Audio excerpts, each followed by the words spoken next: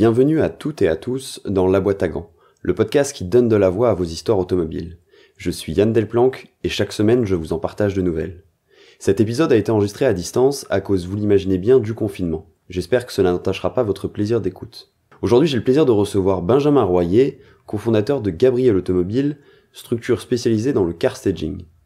À travers cet épisode, Benjamin revient sur le début de sa passion automobile transmise par son père dès son plus jeune âge.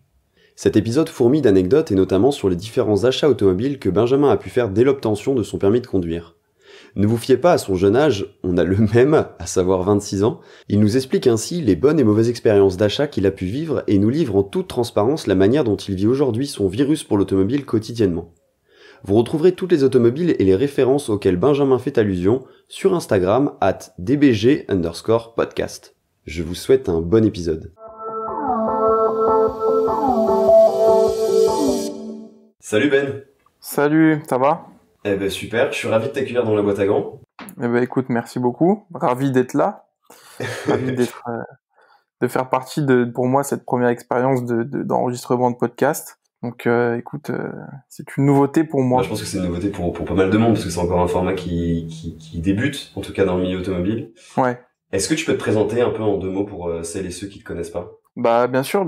Bah écoute, je m'appelle Benjamin Royer, j'ai 26 ans et effectivement, alors si je pense que tu m'interviews aujourd'hui, c'est aussi parce que bon, je suis un peu entre guillemets connu sur les réseaux sociaux, même si j'aime pas forcément ce mot, mais effectivement, j'ai un peu de gens qui me suivent sur les réseaux sociaux, à travers notamment mon compte Instagram Benj Royer, connu principalement pour effectivement changer beaucoup, enfin très régulièrement de voiture, et voilà pour faire partie du monde automobile, on va dire à mon niveau, c'est-à-dire voilà essayer, acheter et vendre plusieurs véhicules par an, si je puis dire, et donner mon ressenti, mes expériences justement sur ces véhicules, quoi. Parce que avant toute chose, t'es un passionné depuis l'enfance. Est-ce que tu peux expliquer un petit peu, contextualiser un petit peu, justement ton enfance? T'as quel âge? T'as 26 ans, c'est ça? Ouais, j'ai 26 ans et effectivement, bon, je pense que la passion de l'automobile vient de mon père, hein, puisque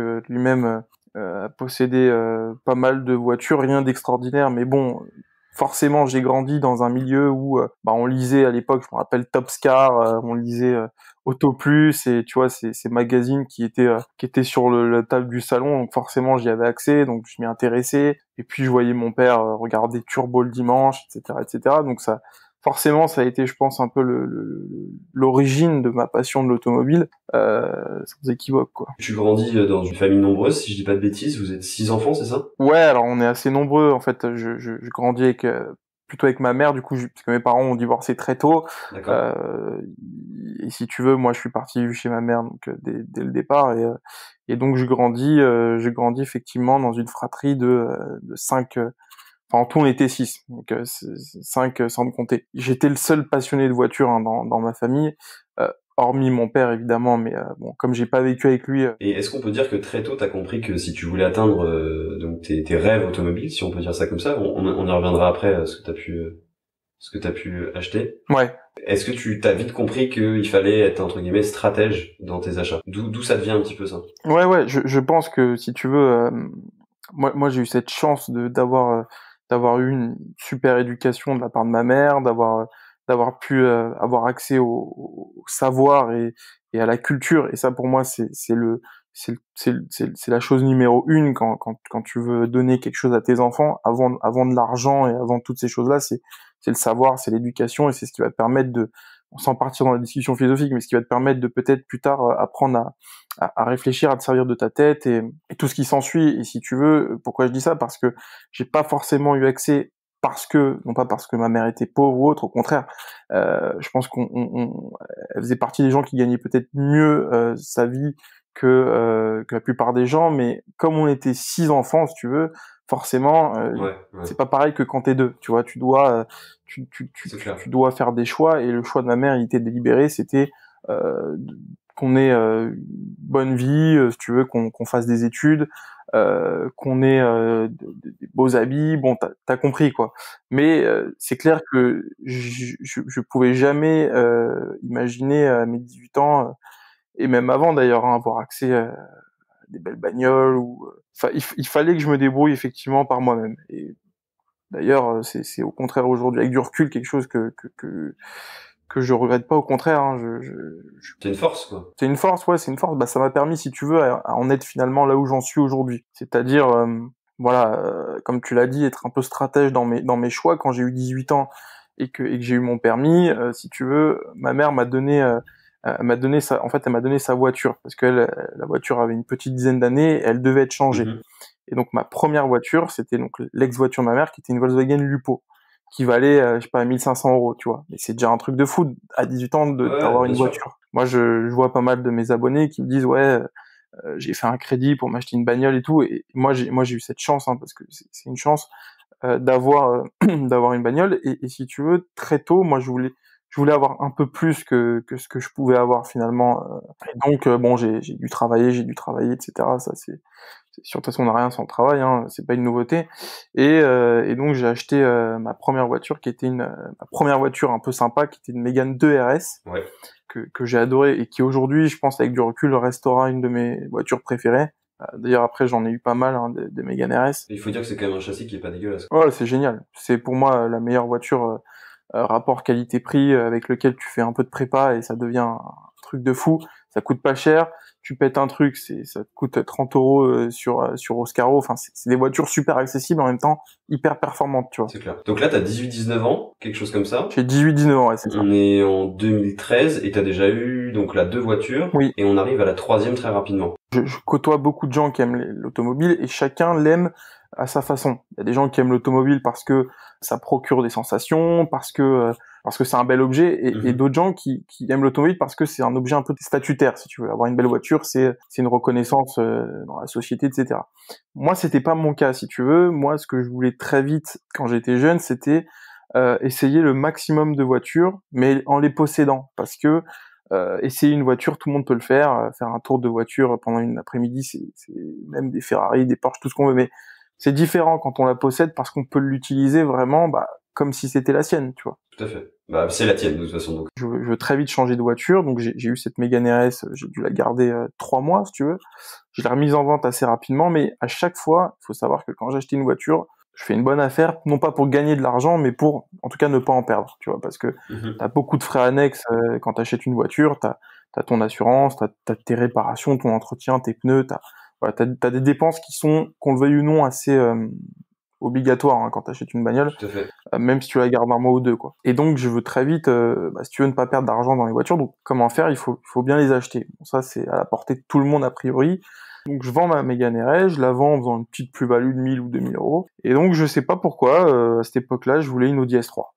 Alors me demande pas pourquoi, alors qu'aujourd'hui c'est vraiment des voitures que voilà que j'aime pas forcément, mais bon. C'est ça qui est assez amusant, c'est ce que tu me disais effectivement, c'est que maintenant c'est plus du tout des voitures qui t'attirent quoi. Je t'avoue qu'à titre personnel ça m'attire pas non plus, en fait il y a peut-être ce côté, c'est très efficace comme voiture, peut-être très aseptisé aussi, mais Ouais. quand t'es jeune conducteur ça attire parce que ça marche bien. Bah pour le coup c'est plus, ça contredit ce que je disais, c'est que c'est plutôt des voitures un peu statutaires, Ouais. qui sont un peu voilà, qui sont un peu m'as-tu vu, qui font voilà, j'ai réussi, j'ai acheté une belle bagnole. Ce qui est pas le cas de la Mégane RS. Ouais, Et pourtant aujourd'hui c'est par vrai. exemple, autant une Mégane RS, ça me fait kiffer. Là j'en parlais il y a peut-être une petite semaine en story. Si tu veux, Ouais, j'ai vu ça. on en parlera après, mais aujourd'hui j'ai pour le côté plaisir, j'ai une Porsche 911 que j'aime beaucoup, mais aujourd'hui ce qui me fait vraiment kiffer, c'est d'avoir un daily, donc une bagnole que j'utilise tous les jours, un peu sympa, tu vois. Et la Mégane 4 RS, c'est un truc aujourd'hui, je dis pas que j'en rêve parce que bon, je peux pas rêver d'une Mégane RS quand j'ai une 911, mais c'est une voiture qui me fait vraiment envie et qui me donne envie voilà de travailler encore plus pour pouvoir me la payer bientôt, tu vois. Donc si tu veux, plus je grandis, plus je me rends compte que finalement je reviens un peu à mes premiers amours, hein, qui est la Mégane RS, bref, Mhm. que j'ai beaucoup aimé. Très vite, je me rends compte enfin, je me rends compte, j'avais envie d'une Audi S3. Donc, petite anecdote là-dessus, je vais sur le Bon Coin, etc. J'avais vendu ma Mégane RS, donc j'avais, je crois, 12 000 euros sur mon compte, quoi. Quelque chose comme ça. Mais pas un euro de plus, Ok. quoi. Et donc, je vais sur le Bon Coin, je regarde un peu les Audi S3, alors les séries 8P, pour ceux qui nous connaissent, les 8P, c'est ceux qui sont arrivés en 2006, si je te dis pas de bêtises. avec le 2 litres turbo 265 chevaux. Je mettrai des photos sur toutes les voitures dont on parle de toute façon pour les gens, pour visualiser. Ouais, carrément. Et donc je regarde sur le Bon Coin et si tu veux, je prends littéralement la moins chère de France, quoi. Genre, je fais le tri là, le tri au niveau des recherches et je mets prix croissant. Ouais, je vois très bien. Et boum, première annonce qui tombe, je clique dessus et j'envoie une grise du côté dans le 64 vers Bayonne. Okay. Et je vois la voiture, bon, elle a l'air clean, machin. Donc j'appelle. Et je me rappelle, à l'époque, j'étais en stage de 2e année d'études. J'étais encore étudiant. J'avais 19 ans. Et donc j'appelle le mec. Je dis voilà, écoutez, je suis intéressé. Je lui pose 2-3 questions. Il me dit écoutez, la voiture est dispo, mais par contre, il faut venir vite parce que j'avais pris un crédit sur cette voiture. Ouais. J'ai eu des problèmes de boulot, etc. J'ai jamais pu le payer. Donc en gros, là, je vais me le faire saisir du jour au lendemain. Donc, il faut vite que je le vende. C'est pour ça d'ailleurs que je le vends pas cher pour pouvoir rembourser mon crédit et passer à autre chose, quoi. Je lui dis écoutez, moi je le prends. Je vous fais un acompte si vous voulez. Je passe. Je crois que c'était un jeudi ou un vendredi. Et en gros, le temps que je fasse le chèque de banque et tout, je pouvais passer que le lundi qui suivait, tu vois. Okay. Et donc le mec, je lui dis ok, machin et tout. Il me dit d'accord. Il me dit pas de souci. Mais il me rappelle 1 heure après. Il me dit écoutez, je suis désolé, en gros, il y a un huissier qui vient d'arriver chez moi, on vient de me le saisir. Je peux rien faire pour vous, je savais que c'était imminent. Il me dit j'ai tenté jusqu'au dernier moment dernière seconde de pouvoir rattraper la situation. Mais il me dit c'est trop tard. Donc, moi je dis écoutez, ok, je suis embêté, enfin bref, rien à faire, quoi.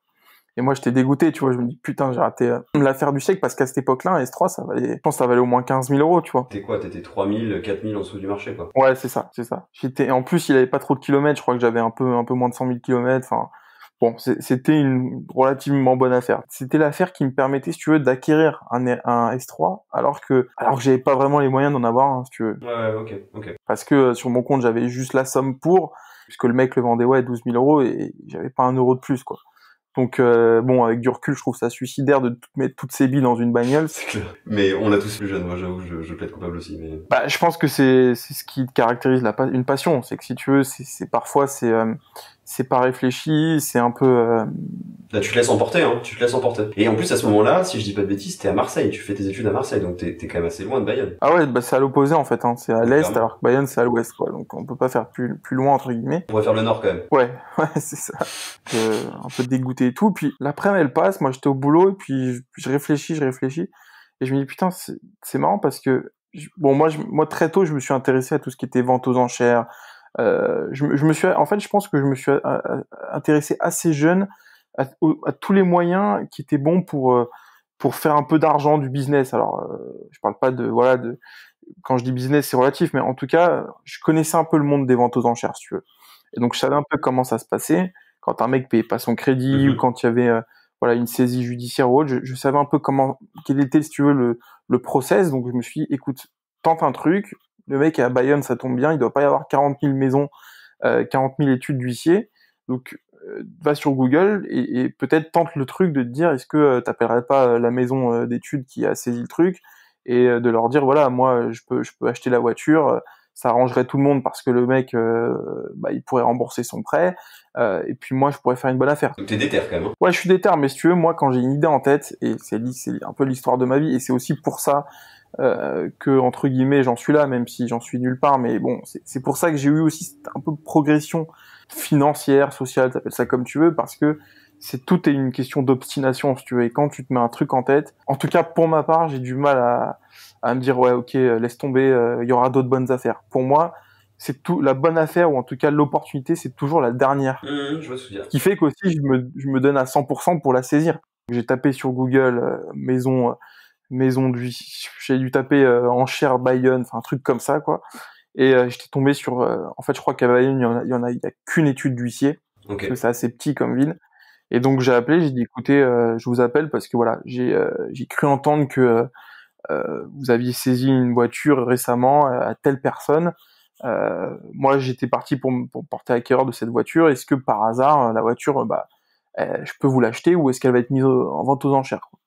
Et je tombe sur une nana à laquelle qui dit écoutez, c'est marrant, on vient à peine de la saisir, la bagnole, elle vient à peine d'arriver dans notre parc, quoi. Et elle va être vendue aux enchères très rapidement, je crois le lundi qui suivait ou un truc comme ça, quoi. Donc je fais ok, pas de souci. Et en fait, pour ceux qui savent pas, donc toi, tu sais parce que tu connais un peu le monde des enchères, mais Non, explique, t'as raison. Ouais, tout à fait. en gros, on peut faire ce qu'on appelle un ordre d'achat. Et en gros, l'ordre d'achat, si tu veux, c'est tu te donnes à distance l'enchère maximale à laquelle tu es prêt à acquérir le bien, tu vois. Et donc moi, j'avais fait cet ordre d'achat pour cette voiture et je m'étais porté je crois que j'avais mis maximum 11 000 euros parce qu'il y a des frais il y a des frais. Je crois que c'est 13%. C'est ça, exactement. Ça varie entre les maisons de vente et les études. Exactement. En général, pour vous donner une ordre d'idée, c'est entre 10 et 15%. Ouais, parce qu'il y a aussi une distinction entre les ventes volontaires et les ventes judiciaires. Enfin, bon, il y a un truc comme ça. Et donc, du coup, donc je fais cet ordre d'achat à 11 000 euros. Ouais. En gros, je voulais maximum l'acheter finalement 12 000 euros, quoi, le prix où j'étais censé l'acheter auprès de son propriétaire. Et donc, le week-end passe, la vente a lieu, je crois, le lundi ou le mardi. Alors, je suis pas très sûr des jours, mais l'idée, c'est de se dire que voilà, l'espace temporel est un peu celui-ci, quoi. C'est que c'était des jours. Et en gros, si tu veux, donc lundi a lieu la vente, mardi pas de nouvelles, mercredi pas de nouvelles, et moi dans ma tête je me dis putain, je suis dégoûté, j'ai loupé le truc, machin, etc. Et jeudi, on m'appelle et on me dit écoutez, on vous appelle parce que vous avez eu le lot en question.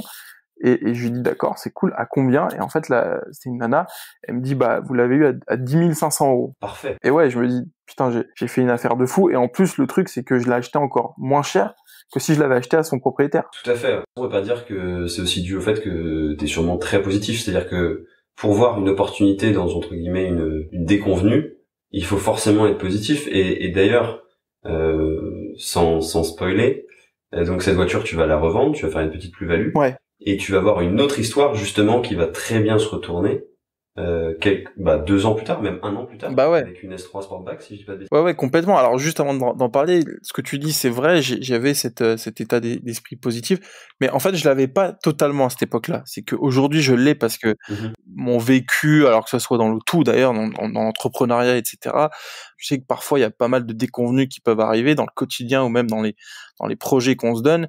Et je pense que à l'époque, si ça m'était trop souvent arrivé, j'aurais certainement baisser les bras. Mais aujourd'hui, je sais comment ça marche. C'est-à-dire qu'aujourd'hui, quand tu as un projet et tu as un business plan, si tu veux, alors que ce soit un business plan à proprement dit, ou en tout cas, dans ta tête, tu te fais toujours un peu une esquisse de ce que va être ton projet. Alors, ça peut être un projet voilà de business, mais ça peut être par exemple ton projet de podcast. Tu te dis bon voilà, ça va être comme ça, mais t'es sûr que ça se passera pas comme ça, parce que c'est la vie qui fait ça, et parce que sinon ça serait pas marrant, tu vois. Je te confirme, parce que ça se passe déjà pas comme je l'avais prévu, ça se passe beaucoup mieux pour le coup que je l'avais prévu, donc c'est du positif, je croise les doigts, mais est-ce que tu penses pas que c'est aussi du fait que, bon, on a le même âge, donc je peux faire le parallèle, qu'on est moins naïf, tout simplement, en fait, parce que on a vécu des expériences qui font que, bien sûr qu'on n'a pas le vécu de quelqu'un qui a 40, 50 ans et qui a beaucoup de bouteilles, bien sûr. Mais à force de sortir de ta zone de confort, de vivre de nouvelles expériences, en fait, tu deviens de moins en moins naïf, on refera des bêtises, et c'est comme ça qu'on apprend, de toute façon. Ouais. Il faut faire je pense que t'apprends jamais plus vite. Ah, mais complètement. Mais je pense que c'est une sorte de naïveté qui disparaît petit à petit. Ouais. Non, mais complètement. Mais d'ailleurs, c'est ce qui fait qu'aujourd'hui, je pense que t'apprends beaucoup plus en faisant des erreurs que en ayant des victoires, tu vois, parce Clairement. que il y a des gens qui ont la chance et c'est cool pour eux de réussir un peu tout ce qu'ils touchent, tu vois, et ça c'est des gens qui ont aussi beaucoup de talent souvent et qui ont aussi de la chance, parce que dans l'entrepreneuriat il faut aussi ce petit facteur chance, même si la chance faut la provoquer, mais il y a quand même un peu de la chance, c'est-à-dire que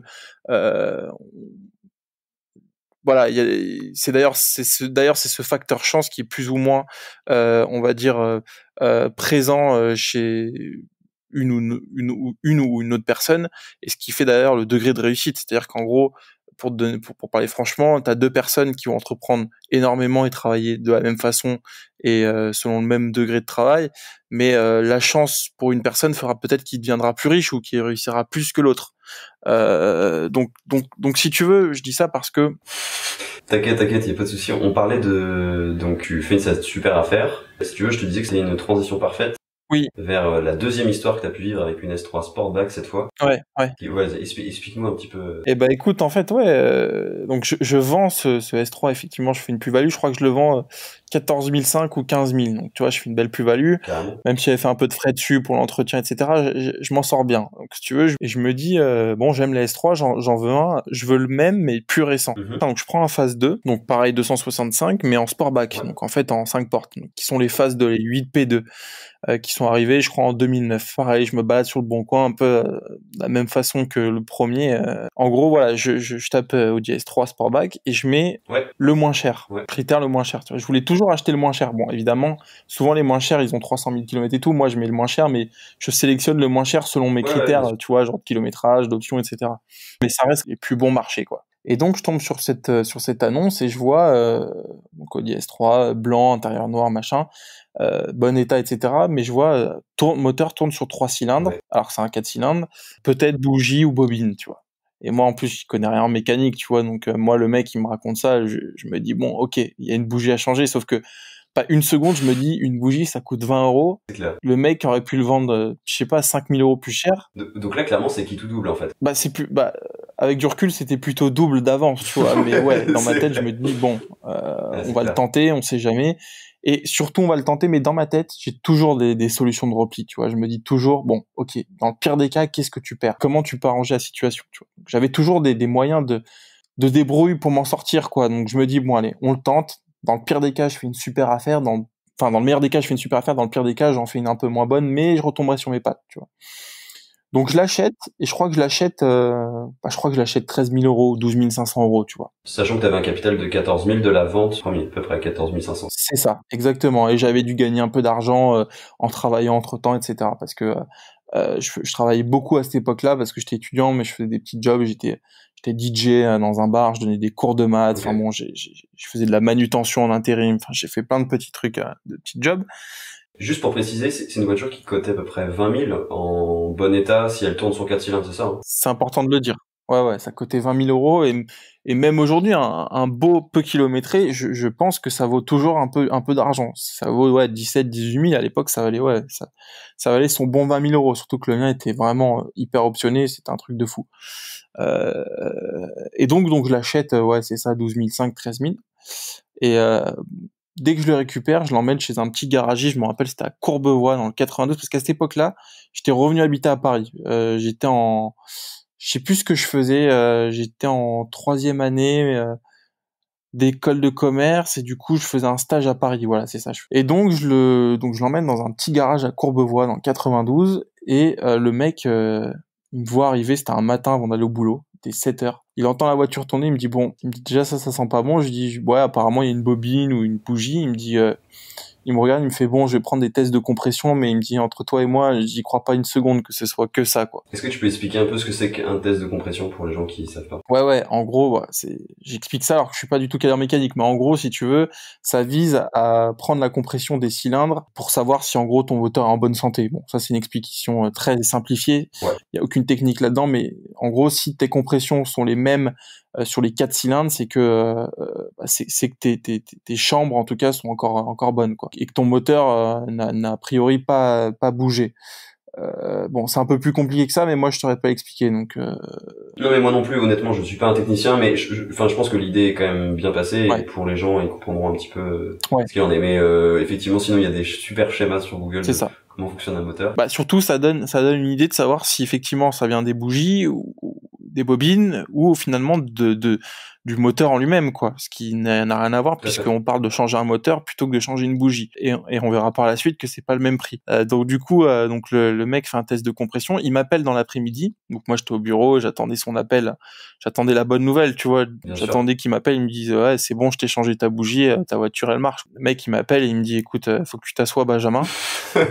Il faut que tu t'assoies parce que ton moteur il est rincé, quoi. Il est rincé, mais on peut pas faire plus rincé. Donc là je me dis putain, ça s'effondre devant moi. Je me dis comment je vais faire. J'ai peut-être 1 500 ou 2 000 € devant moi, quoi. Et en plus la voiture je peux pas la revendre comme ça, quoi. Enfin c'est dramatique. Ouais.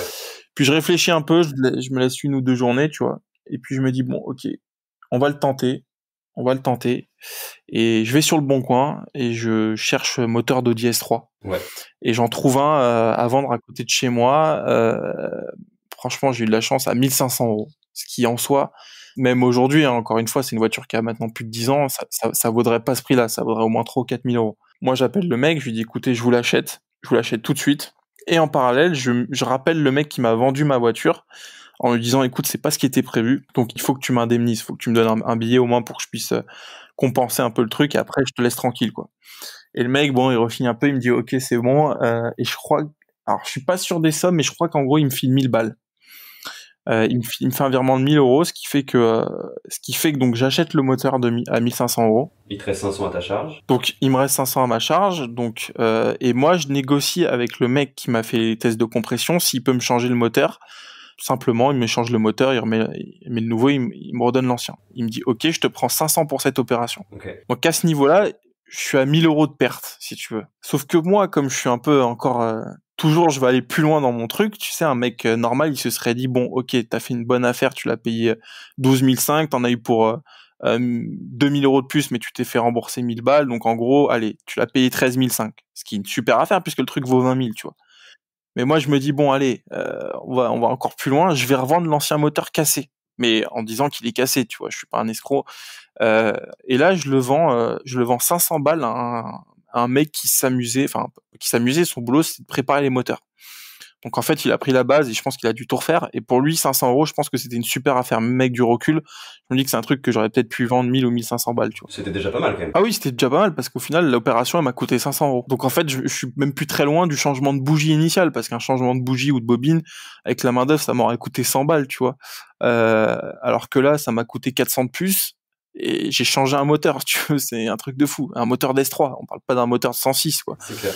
Et donc la voiture, après, elle marchait très bien, etc. Et dans l'histoire, je me retrouve effectivement à avoir une voiture que j'ai payé 12 500, j'ai mis 1000 euros de plus, ou 500 euros de plus, et en plus de la plus-value que j'ai faite à la revente, parce que, voilà, surtout qu'encore une fois, j'ai pu avoir une voiture qui valait tant, alors que j'avais pas du tout les moyens. Et ça, c'est un peu l'histoire de ma vie, si tu veux. Parce qu'aujourd'hui, encore une fois, je fais un raccourci dans le futur, mais aujourd'hui, ma Porsche, ça vaut peut-être 120, 125 000 euros, et j'ai pas l'impression aujourd'hui que je sois forcément, si c'est un peu plus le cas, mais encore une fois, j'ai l'impression que, tu veux, je vis toujours ma passion de l'automobile un peu au-dessus de ce que je peux vraiment la vivre, tu vois ce que je veux dire? Ouais, je vois exactement ce que tu veux dire. Juste pour expliquer là, ta 911, puisqu'on en parle. Ouais. Tu peux expliquer un peu le modèle, c'est une GTS, hein, si je dis pas Ouais. de bêtises. Est-ce que tu peux donner un petit peu les détails de ça? C'est une 991 phase 2, donc les toutes dernières générations avant les 992, qui sont sorties en 2019, si je dis pas de bêtises. Moi, c'est une 2018. Donc une 991 phase 2, Carrera 2, donc c'est pas une 4, c'est une 2, GTS. C'est la gamme en fait intermédiaire entre les GT3 et les turbos en fait. Pour moi, c'est ce que je dis souvent, c'est une petite GT2 RS parce que c'est moteur turbo, mais propulsion. Juste pour expliquer aux gens qui savent pas la différence entre Carrera 4 et Carrera 2, c'est le nombre de roues motrices. C'est ça, exactement, ouais. Et moi, je voulais absolument une 2 roues motrices pour glisser un peu parce que bon, j'aime bien glisser avec mes voitures. Et donc voilà, ouais. Aujourd'hui, j'ai cette voiture. Pour en revenir à cette Audi S3, tu la revends quelques mois plus tard. Forcément, tu la revends un peu moins cher parce qu'elle est plus d'origine, c'est logique. Mais tu la revends quand même un bon prix. Ouais. Tu fais quand même une très belle plus-value dessus. Ouais, complètement. Ouais, je fais une belle plus-value dessus et franchement, je m'en sors super bien. Ouais. Et par la suite, je crois que tu pars à l'étranger, donc plus de voiture pendant un petit moment. Ouais, plus de voiture pendant un bon petit moment, pendant 1 an, je dirais, 1 an et demi. Ouais. Et donc je reviens vivre à Paris, fin de mes études, donc début de la vie pro en fait. Et donc je me rachète une première voiture qui est une Golf 6 GTI. Et d'ailleurs c'est de là où part en fait les réseaux sociaux et de aujourd'hui entre guillemets ma communauté qui me suit, parce que c'est à ce moment-là que je suis première voiture que je reprends. Je suis allé voir Akram Junior, vous connaissez tous, qui a une chaîne YouTube, et ensuite à chaque changement de voiture, et depuis j'en ai eu peut-être une quinzaine ou une vingtaine, je suis allé le voir pour lui présenter ma voiture. D'où les gens m'ont suivi un peu mon parcours partant de là, quoi. C'est un peu ces passages sur ces vidéos qui t'ont lancé ta communauté, c'est ça? Exactement, ouais. Ok, parce que les gens ont aimé le personnage, et c'est vrai qu'il y avait un côté... Alors je pense que tu faisais pas l'unanimité, parce que justement, t'avais ce côté à changer très rapidement de voiture, mais c'est sûrement ça aussi qui est la cause en fait de l'essor de cette communauté, c'est parce que Ouais. bah tu laissais pas indifférent les gens. Soit on t'aimait bien, soit on... Bah, si tu veux, les gens, bon, en dehors de mon côté un peu, alors parfois je me donnais un rôle, hein, parce que enfin, les gens qui me côtoient un peu dans la vie tous les jours me savent que je suis pas comme ça, mais les gens pensaient, de par le rôle que je pouvais me donner, que j'étais un peu ouais, prétentieux, imbu de moi-même, etc. En fait, t'as aussi exacerbé ce côté-là parce que tu sentais que ça faisait réagir en tout cas. Il y a peut-être un côté aussi chaud, quoi. Oui, oui, voilà. Et donc les gens m'ont souvent aussi reproché de pas être un passionné d'automobile parce que je changeais de voiture, etc. Mais au contraire, moi, comme j'ai souvent dit, et d'ailleurs ça date pas des vidéos d'Akram, ça date de bien avant, hein, parce que j'ai fait un raccourci de la Mégane RS à l'Audi S3, mais j'ai eu, en parallèle, j'avais eu d'autres voitures. Enfin, bon, c'est rien d'intéressant, mais j'ai toujours eu ce côté, je change souvent de voiture parce que moi, les posséder, ça me permettait de les conduire vraiment. C'est ta manière à toi de vivre ta passion. C'est chacun peut avoir sa manière et la tienne, c'est celle. Complètement. Et d'ailleurs, on le verra dans les choix futurs. J'ai acheté des voitures qui étaient beaucoup plus plaisir que statutaire. Mais justement, on peut y venir maintenant si tu veux. Après cette Golf GTI, qu'est-ce qui se passe? Parce que je crois qu'il y a un gros gap qui se passe là à ce moment-là. J'ai eu pas. Alors là, c'est l'époque où je commençais vraiment à bien gagner ma vie entre guillemets. Donc j'ai pu commencer vraiment à, à, à upgrader vraiment de manière intéressante mes voitures. Donc dès que je les vendais, que je les achetais, on va dire que je rajoutais à chaque fois un petit billet de 4-5 000 euros, tu vois, tous les mois et demi, en gros. Donc ce qui fait que Golf GTI 15 000 euros, je suis passé à Mégane RS 20 000 euros, Mégane RS Trophy 25 000 euros, A45 32 000 euros, et ensuite BMW, alors non, Audi RS3 30 000 euros, A45 35 000 euros et BMW 1M 40 000 euros, 42 000 euros, je l'ai payé. Donc là, on arrive sur une voiture de vrai passionné, parce que c'est une vraie voiture de connaisseur pour le coup, la BMW 1M. Ouais. C'est pas une voiture que, enfin, pour ce budget-là, si t'es pas passionné, c'est pas ce vers quoi tu vas. Si tu veux, j'avais un budget de 45 000 euros et Ouais. j'hésitais entre une 1M et une M2. Et il se trouve d'ailleurs que la M2, je l'ai eu 6 mois après. Parce que je voulais savoir ce que ça donnait. Mais j'avais le choix entre, et c'était en 2018. Et en 2018, la M2, elle avait, je sais pas, un an et demi. Elle venait de sortir et c'était la M2, elle a procuré en fait ce que procurent plus aujourd'hui les nouvelles voitures. Elle procurait un peu quand une nouvelle voiture sortait, c'était un truc de fou. Tu vois, les gens ils disaient waouh, même si la bagnole valait que 60 000 euros, ce qui est énorme, mais 60 000 euros, c'est, on va dire, relativement accessible pour un mec qui travaille beaucoup et qui peut se faire plaisir, tu vois. Et la M2, elle procurait ce côté un peu. Si je l'avais acheté, pour le coup, j'aurais pu me dire putain, les gens vont voir que j'ai réussi, tu vois. Alors qu'une AM, à contrario, c'est une vieille bagnole de 2010 ou 2011. En plus, la mienne était blanche, donc blanc, ça fait voiture société. Ouais. Mais j'ai voulu l'acheter parce que je savais que, si tu veux, c'était une voiture de fou. J'avais lu parce que quand j'achète une voiture, je la connais par cœur. Les journalistes, etc., considèrent cette voiture comme peut-être une des meilleures M jamais produites. Parce qu'elle a ce côté un peu contemporain qui fait que c'est conduisible, mais elle a ce côté un peu rugueux, un peu à l'ancienne des anciennes M, tu vois, genre M3, E30, etc., tu vois. Parce qu'elle a un empattement très court, notamment parce qu'elle a des trains roulants de M3 E92, parce qu'elle a un moteur de BMW Z4 3.5 IS, enfin, elle a une boîte méca, c'est un peu un Frankenstein, mais réussi, super réussi, parce que on sait pas pourquoi, mais c'est réussi, tu vois. Et en plus, c'est assez collector parce qu'il y a eu que 6000 exemplaires dans le monde, dont 2000-2500 en Europe. Aujourd'hui, les voitures, c'est des gros bruits, des pop and bang, des artifices un peu qui sont là pour en jeter, quoi. À l'époque, c'était, enfin, je dis à l'époque, c'était il y a 10 ans, mais c'était la sportivité, on va dire, nécessaire, quoi. C'était pas, sans concession. Ouais. c'était l'efficacité avant tout. Bref, donc j'ai acheté cette voiture effectivement 42 ou 43 000 euros. Et si tu veux, dans cette bagnole-là, il y a eu deux anecdotes, un peu négatives les deux, mais qui aujourd'hui, encore une fois, j'en garde que du positif. Et d'ailleurs, aujourd'hui, c'est marrant parce que j'en parlais avec un pote à moi, et c'est une voiture que j'ai envie de me racheter en deuxième, tu vois, vraiment parce qu'en plus, c'est un peu des voitures collectionnables, parce que tu sais que ça va garder une belle cote. Moi, quand je l'ai acheté, tu vois, elle se vendait déjà trop cher. Aujourd'hui, une belle 1M, je pense que ça doit pas se vendre plus de 40 000 euros.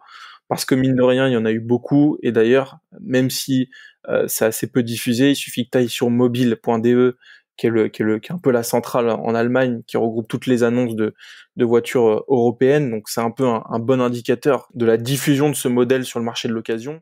Donc je reviens sur mon anecdote. Ouais, donc j'ai 2 anecdotes sur cette bagnole. C'est que déjà la première, en gros, quand j'ai acheté cette voiture, je l'ai tellement aimée, si tu veux, je m'étais dit bon allez, c'est bon, cette voiture maintenant, tu vas la garder, tu vas arrêter de changer, parce qu'il faut savoir, de la Golf GTI à la BMW 1M, il y a peut-être eu 1 an, tu vois, et j'ai changé 4 fois ou 5 fois de voiture. À ce moment-là, je me suis dit, t'as trouvé la bagnole qu'il te faut, tu prends du plaisir.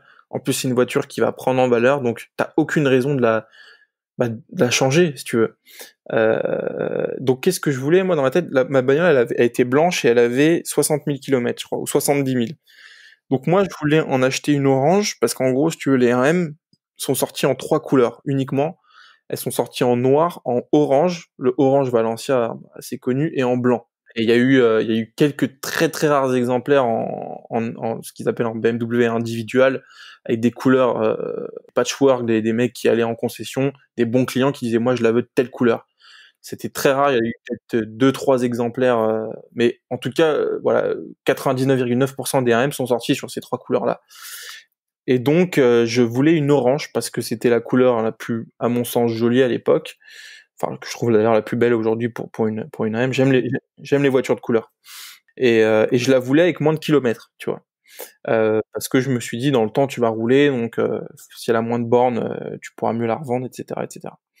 Et 1 mois et demi après ou 2 mois après, j'ai mon pote Akram qui fait une vidéo avec cette voiture, et qui me dit, enfin qui fait une vidéo avec ses voitures. En fait, c'est une voiture qu'un garage lui avait prêtée. Et je l'appelle et je lui dis, écoute, tu l'as eu où cette caisse? Elle m'intéresse, est-ce qu'elle est à vendre et tout? Il fait, ouais, pas de souci, elle est à vendre dans tel garage. Si tu veux la prendre, machin, tu peux l'acheter. Donc moi, je me rapproche de ce fameux garage et je lui dis, donc je l'appelle et tout. Je fais, voilà, moi je suis intéressé. J'ai une AM blanche, voilà ma démarche. En gros, je veux la vendre pour la vôtre, machin, etc. Il me dit, écoutez, moi je peux vous la reprendre, faut rajouter un billet de temps. Donc je rajoute un billet de temps, je crois qu'à l'époque c'était 4000 balles ou 5000 balles. Et le deal se fait, tu vois. Et je récupère cette 1M orange, je la roule pendant 1 semaine, mais très vite je me rends compte que la bagnole est pas comme je veux qu'elle soit, tu vois, parce que moi ma blanche, je la connaissais bien et je la pensais, je pense qu'elle était relativement saine, en tout cas mécaniquement parlant. Mais vous verrez par la suite que c'était pas forcément le cas. On verra par la suite, ouais. Donc je récupère cette 1M orange, je me dis putain c'est bizarre, elle est pas exactement comme la blanche, elle a des mouvements de caisse, elle réagit pas pareil, c'est bizarre. Donc je l'emmène chez un pote à moi qui a un garage, il la met sur un pont, et là on se rend compte que la voiture, ouais, elle était pas si saine que ça, quoi. Il y a eu en tout cas il y avait des traces d'antécédents, d'accidents, voilà, antérieurs qu'il y a eu sur le véhicule, ce qui me refroidit un peu sur ce genre de voiture, parce que déjà elle était pas comme je voulais qu'elle soit. Et je me dis, attends, t'as vendu une bagnole blanche ton AM blanc qui était sain, qui avait peut-être plus de kilomètres, mais qui en tout cas était sain, et qui, voilà, pour une voiture qui est moins kilométrée, mais qui paraît moins saine, qui a eu un accident, donc qui se revendra moins bien dans le futur, tac tac. Donc je me dis, putain, le calcul est pas bon. Donc là, je rappelle le mec qui me l'a vendu, et bon, on décide, enfin, il accepte en fait le fait que je lui dise, écoute, finalement, je suis pas trop chaud. La voiture elle est comme ça, c'était pas prévu, etc. Donc je construis un peu mon truc pour lui montrer que voilà, je veux pas lui rendre la voiture parce que elle me convient pas, parce que elle m'aurait convenu si elle avait été comme je voulais qu'elle soit, mais Tu montres que t'es de bonne foi, mais que la voiture ne correspond pas aux critères parce que tu la connais très bien, t'en as déjà une, et que là clairement elle a subi des choses qu'elle n'aurait pas dû avoir à subir en fait. Alors ouais, complètement. Moi, si tu veux, je suis pas une voiture qui a eu un accident. En soi, je m'en fous. C'est pas ça qui me pose problème. Moi, je veux que si une voiture a eu un accident, alors ça dépend le degré de l'accident, mais une voiture, ça se répare. C'est comme une montre. C'est comme, alors oui, dans la tête des gens, une voiture qui a un accident, peut-être que elle va être moins bien que. Mais si c'est réparé dans les règles de l'art, franchement, ça se voit même pas qu'elle a eu un accident. Ah, c'est clair. Ou alors, faut vraiment aller loin.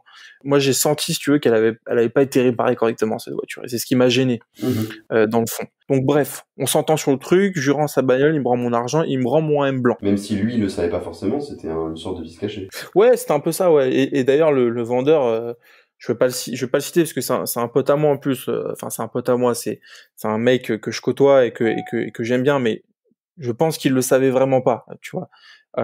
Même si ça excuse pas sa faute parce que tu dois savoir ce que tu vends, je pense que il était pas de mauvaise foi quand il me l'a vendu. À ce moment-là, déjà, il s'est peut-être passé une petite année et j'avais quand même bien gagné ma vie, donc je m'étais dit, tu peux peut-être rajouter un bon billet pour avoir mieux qu'une AM, même si une AM c'est génial, tu vois. Et moi, j'étais toujours dans cette démarche de vouloir avoir encore mieux, tu vois. Ouais. Donc je l'ai vendu à une personne. J'ai acheté une BMW M2, donc la voiture avec laquelle j'hésitais à l'époque de la M. J'ai acheté une M2 et j'ai acheté aussi une Abarth à côté, une Competition. Enfin, j'en ai eu plein des Abarth. En gros, ouais, à cette époque-là, j'avais une M2 et une Abarth. Et en fait, quelques mois après, je reçois un courrier recommandé de la protection juridique du mec qui m'a acheté la M et qui me dit qu'en gros, l'acheteur est tombé en panne au bout de 3 ou 4 mois sur l'autoroute, ayant parcouru que 800 km depuis la vente, et qu'en gros, ma responsabilité peut être engagée dans le cadre légal du vice caché. Donc, en gros, le vice caché, c'est quoi? Contrairement à ce que certains pensent, le vice caché, c'est pas vendre quelque chose et dissimuler un vice volontairement, parce que ça, du coup, ça s'appelle une tromperie. Et pour le coup, ça, c'est pénal, tu vois. Un vice caché, c'est justement vendre, en l'occurrence la voiture, qui a un vice qui est caché et inconnu du vendeur et de l'acheteur. La différence, c'est la bonne foi, en fait. Oui, exactement. C'est la bonne foi. Et puis, factuellement, ça se prouve par les biais d'expertise et tout, c'est des choses qui se voient pas. Et en l'occurrence, là, ça se voyait pas parce que c'était dans le moteur. Et ça pouvait ni s'entendre, ni se voir visuellement, parce que sinon, bah, l'acheteur me l'aurait pas acheté. Tout à fait. Et d'ailleurs, c'est le principe même du vice caché, c'est qu'il se voit pas. Et donc, si tu veux, donc le mec, donc je reçois un courrier d'avocat. Et bon, il y a eu une procédure qui a duré assez longtemps, qui a duré peut-être 6 mois. Enfin, c'est même pas une procédure, justement. On était encore dans le cadre d'une expertise amiable. Il y a eu des expertises amiables. Et les deux expertises, si tu veux, étaient sans équivoque. En gros, en fait, si tu veux, moi, elle m'a été vendue par une personne qui habitait en France. Et cette personne-là l'avait acheté en Suisse à une personne qui est assez connue sur les réseaux sociaux, qui faisait beaucoup de pistes, en fait. Et notamment, qui roulait tout le temps sur le Nürburgring, en Allemagne. Tu sais, le fameux circuit qui fait 22 km, etc. Et la voiture, en fait, donc il m'a montré des photos, la voiture, elle était ultra préparée. Genre, bah, je t'enverrai des photos pour que tu la mettes en illustration. Ouais, super, ouais, on mettra ça, ouais, carrément. Mais en gros, la voiture, si tu veux, elle avait ressort court, Lignac Krapovic, stage 2, elle avait un shifter, elle avait des sièges baquets, elle avait un arceau. C'était c'était un track tool, le truc, tu vois. C'était vraiment, elle avait plus rien à voir à ce que, en tout cas, moi, je pensais avoir acheté, tu vois. Dans ces cas-là, il faut bien comprendre que la mécanique, du coup, est beaucoup plus sollicitée. Et donc s'use beaucoup plus rapidement qu'en usage normal. Complètement. Bah, si tu veux, la mécanique, si tu veux, quand tu fais un tour de Nürburgring, c'est comme si tu faisais 1000 km de route avec une voiture normale, quoi. Donc, si tu veux, cette voiture, elle avait tourné des dizaines, voire des centaines de fois sur le Nürburgring, par un mec qui d'ailleurs est devenu un pote à moi, qui s'appelle Fab, qui fait partie d'une team qui s'appelle la team Schirmer. C'est une des teams les plus connues qui tournent sur le Nürburgring et c'est des tueurs, les mecs, hein, ils ont des GT2 RS, etc. Donc ça c'est la petite anecdote. Donc mais à cette époque-là, je savais pas que cette voiture c'était à lui. Enfin, c'était son ancienne. Parce qu'elle avait été repréparée en origine et donc ça avait été entre guillemets maquillé, en fait, pour que la personne la vende le plus possible, puisqu'en fait, faut bien, pour nos auditeurs, comprendre que quand tu revends une voiture qui a été préparée, tu la revendras moins cher, même si, enfin, sauf cas exceptionnel, mais tu la revendras moins cher à quelqu'un de lambda, parce que même si t'as mis du matériel dessus, elle n'est plus d'origine, surtout sur une voiture comme ça se revend moins cher. Ouais, complètement. Bah, si tu veux, la démarche du mec qui me l'a vendu, c'est pour le coup ce qu'on appelle une tromperie. C'est que si tu veux, lui, il a volontairement remis la voiture d'origine, parce qu'il a dû payer cette voiture beaucoup moins cher, comme tu le dis, parce que ça perd de valeur quand c'est pas d'origine. Il l'a remise d'origine, il me l'a vendue comme une voiture d'origine, alors que c'était pas une voiture d'origine. Donc il aurait dû me mentionner que la bagnole avait fait de la piste, etc. Et moi, je l'aurais pas acheté cette voiture, parce que si on me connaît, on sait que je change souvent de voiture. Et donc, qui dit changer de voiture, dit des ventes régulières. Donc, je veux pas me retrouver dans une situation où je pourrais potentiellement être mis en cause dans un problème comme celui dans lequel j'ai été mis en cause. Donc, moi, j'ai été trompé par mon vendeur. Et ça a été démontré lors des expertises. Et ce qui fait que très vite, si tu veux, en fait, quand tu vends un véhicule, t'es responsable de ce que tu vends, peu importe ce qui s'est passé avant. Bien sûr. Donc, si moi j'avais voulu, si tu veux, rejeter la responsabilité auprès de mon vendeur, j'aurais dû faire ce qu'on appelle on aurait dû faire une cascade. En gros, j'aurais dû, si tu veux, payer à mon vendeur, à mon acheteur, et ensuite accuser mon vendeur. Sauf que la voiture, elle aurait dû rester immobilisée pendant des mois. Il y aurait dû y avoir des expertises judiciaires entre mon vendeur et moi. Donc, si tu veux, ça aurait été un truc qui aurait duré minimum 2-3 ans.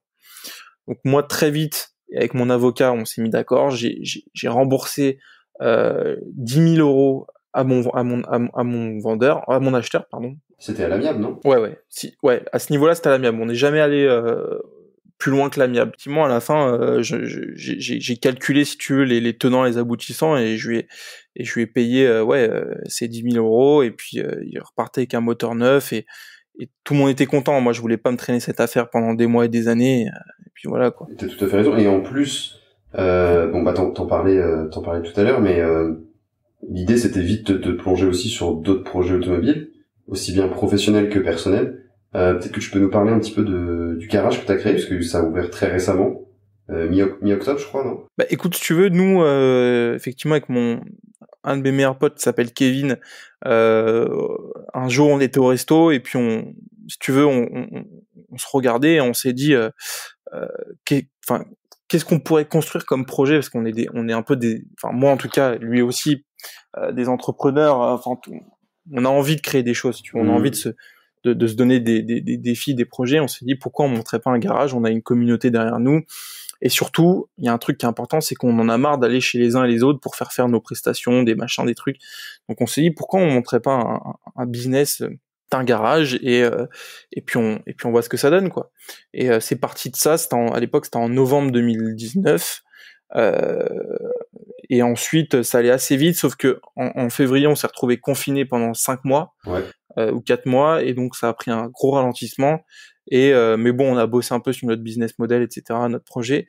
Et en gros, depuis le 1er juillet, alors le 1er juillet, on a eu notre local, on a eu à peu près 2 mois d'aménagement et travaux, etc., et on a ouvert officiellement depuis le 15 octobre. Et donc, tu peux nous dire un peu où il se situe ce garage? Il s'appelle Gabriel Automobile, c'est ça? Voilà, il s'appelle Gabriel Automobile. Alors Gabriel, beaucoup de gens se demandent peut-être d'où ça vient, mais en gros, Gabriel, si tu veux, ça part si tu veux, en fait, on a monté ce garage avec Kevin, donc avec lequel on est associé à 50-50, mais on a aussi un de notre meilleur pote qui s'appelle Thomas, qui bosse avec nous dans ce garage, donc on est 3.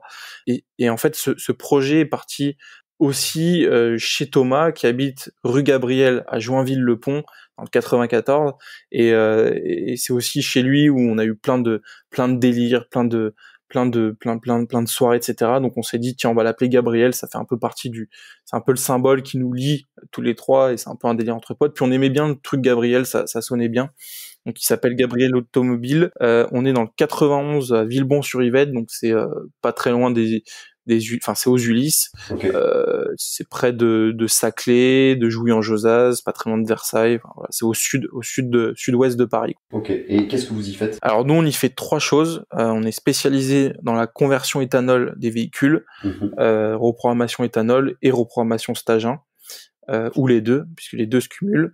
On est spécialisé dans la pose de films de protection, PPF. En gros, c'est les films de protection qu'on appose sur la carrosserie pour le protéger. Et on est également spécialisé dans ce qu'on appelle le car staging. Alors, car staging, c'est quoi? C'est une rénovation globale du véhicule intérieur-extérieur. Ça va un peu moins loin que le detailing. Le detailing, vous connaissez certainement, c'est des phases de polissage et de polissage, j'ai envie de dire, qui visent à enlever jusqu'à 100% de micro-rayures. Nous, dans le car staging, on va aller sur une passe de polissage.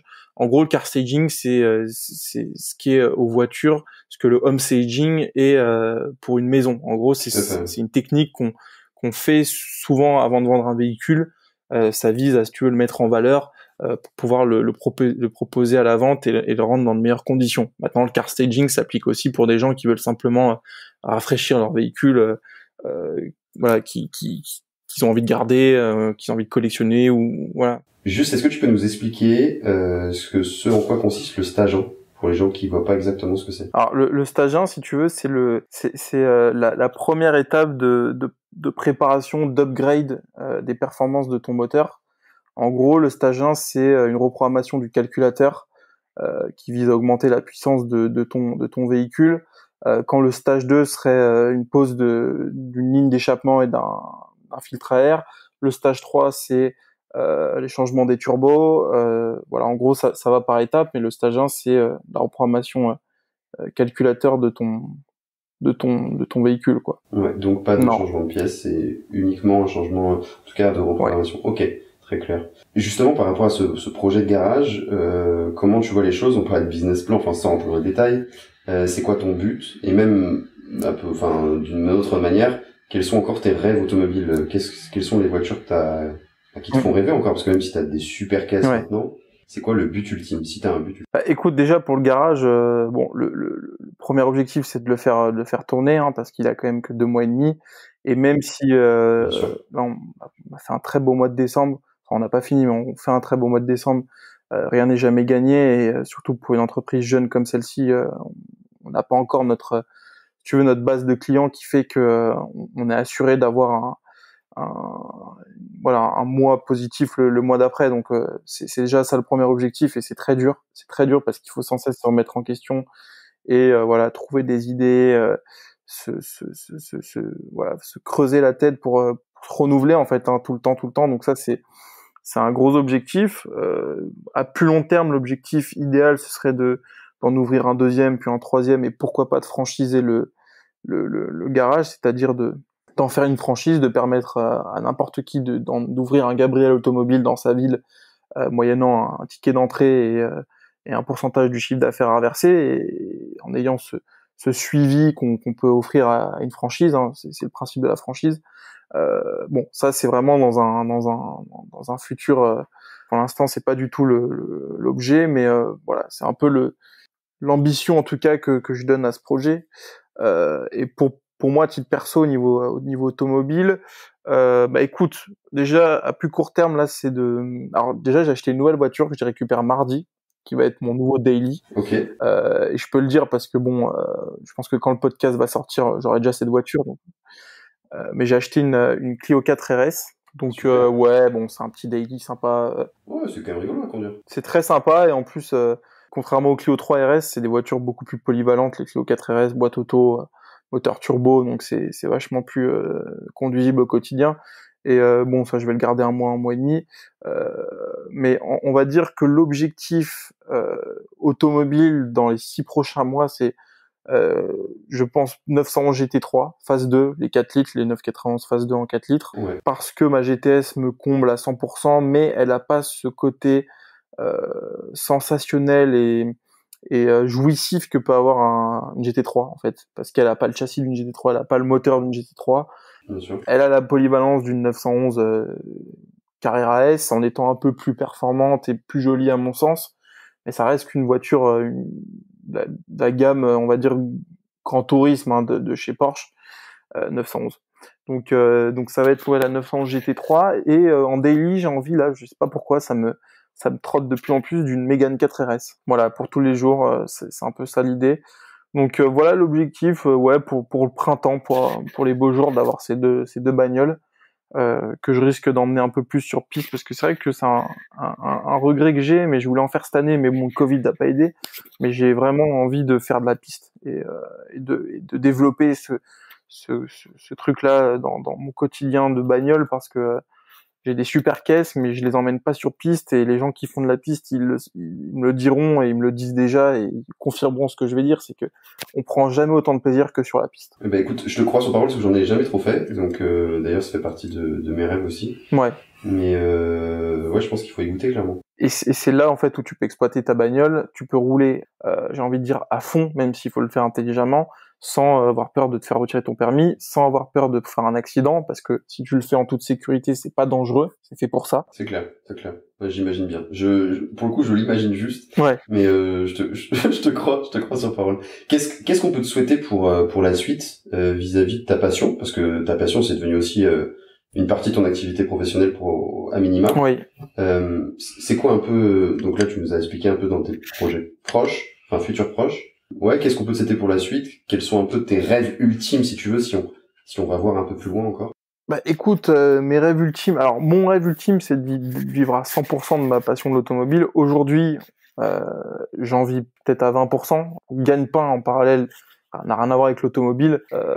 Et du coup, effectivement, ce que j'ai envie, et c'est un peu le but de ce garage-là, même si ce garage c'était pour fédérer mon amitié avec mes potes et ma passion de l'automobile. Mais c'est vrai que mon gros objectif, mon gros rêve, ça serait effectivement que j'en vive à 100% de l'automobile parce que c'est ce qui me fait kiffer, quoi, tu vois. Et je pense que alors mon activité en parallèle me plaît aussi, mais c'est pas une passion à proprement dit. Mais quand tu vis de ta passion, t'as pas l'impression de travailler, si tu veux. Et ça, c'est le rêve de tout le monde, je pense, hein, de tout à chacun.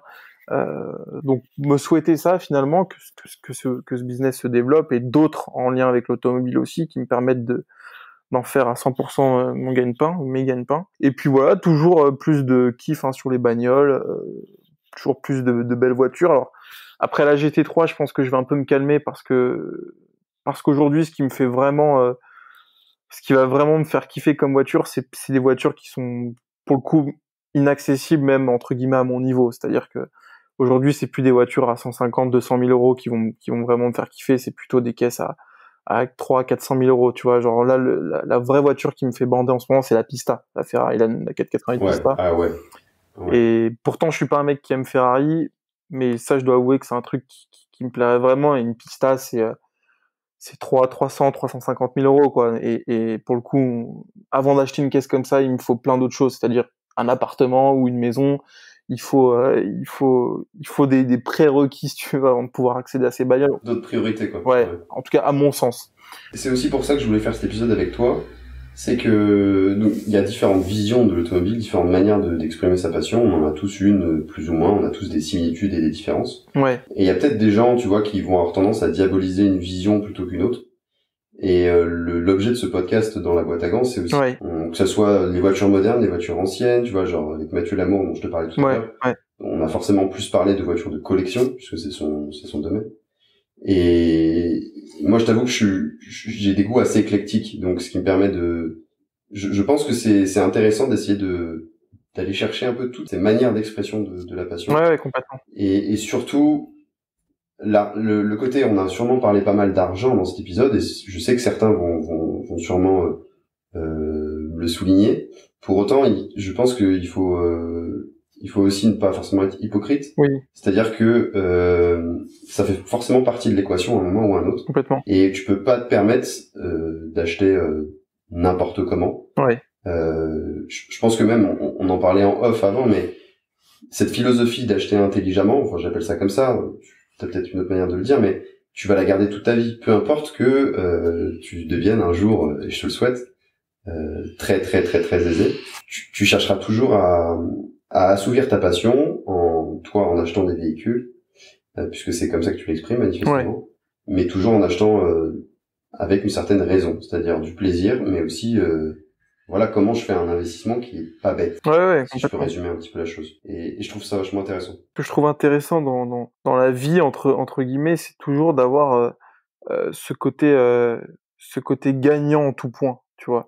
Et c'est un peu l'histoire de mes anecdotes aussi, c'est que si tu veux, la M blanche au final j'ai plutôt perdu, mais j'aime me dire que je gagne en tout point. C'est-à-dire que pour moi, acheter une voiture, certaines personnes, quand je les entends parler, c'est pas un reproche, mais ils achètent une voiture, ils se font plaisir et ils le disent, bah voilà, je me suis fait plaisir, donc je me serre la ceinture, ou alors je vais pas faire d'achat, peut-être me faire l'impasse sur d'autres passions que j'ai, etc. Moi, j'essaye de me dire, bah je vais me faire kiffer, donc je vais m'acheter une belle caisse, ou je vais m'acheter une caisse tout court, mais je vais gagner de l'argent avec, ou en tout cas ne pas en perdre. Donc du coup, je suis gagnant partout, tu vois. Tout à fait.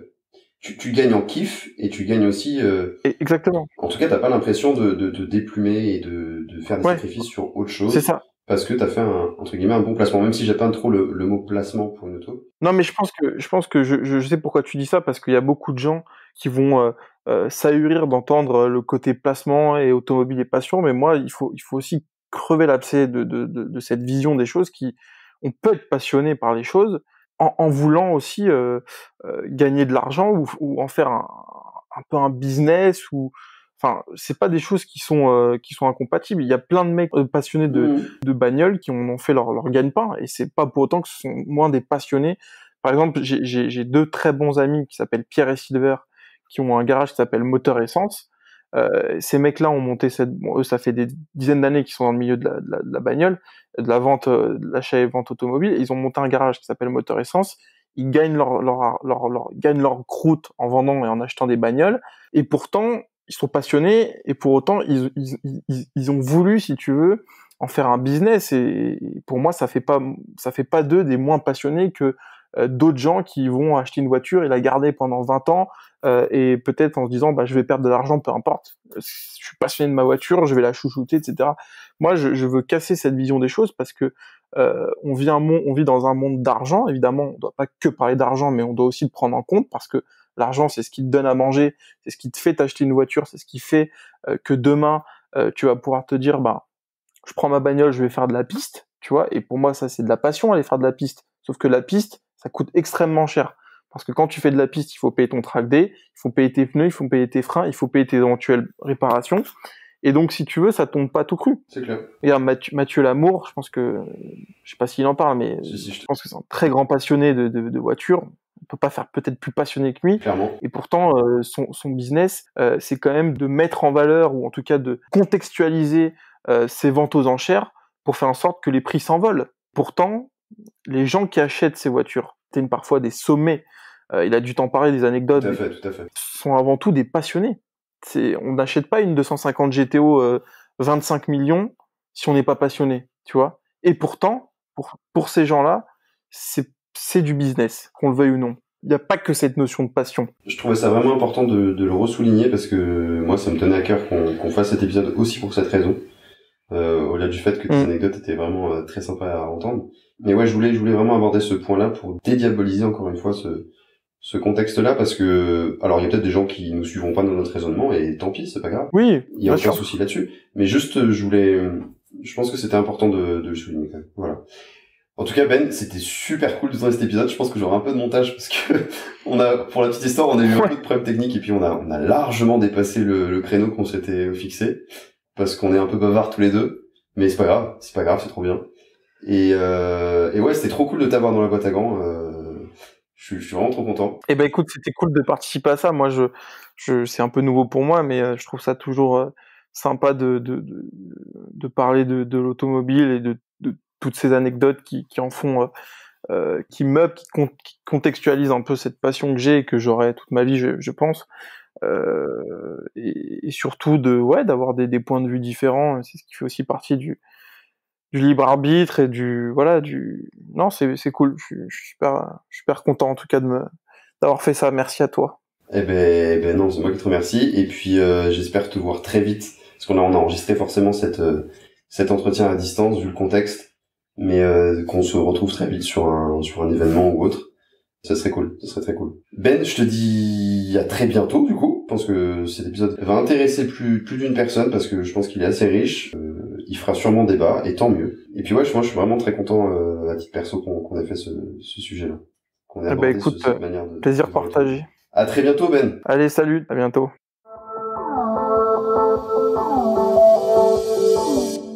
J'espère que cet épisode vous a plu. Si c'est le cas, n'hésitez pas à le partager ou encore à mettre un avis, un commentaire sur Apple Podcast ou iTunes. Ça m'aide énormément à gagner en visibilité. D'ailleurs, j'ai décidé de vous lire un commentaire à la fin de chaque épisode. Cette semaine, c'est Axel, THMS, qui écrit « Des supers invités, un très bon animateur, ces podcasts sont géniaux, on prend beaucoup de plaisir à les écouter chaque semaine. Continue comme ça. » Bah écoute Axel, merci beaucoup. Si tu prends autant de plaisir que moi à les faire, c'est le top. Et j'espère que c'est le cas pour vous tous. Pour découvrir les coulisses du podcast, vous pouvez me suivre sur Instagram @dbg_podcast. Pensez aussi à vous abonner sur votre plateforme de podcast préférée pour ne rien rater des prochains épisodes. Sur ce, je vous dis à très vite pour un nouvel épisode.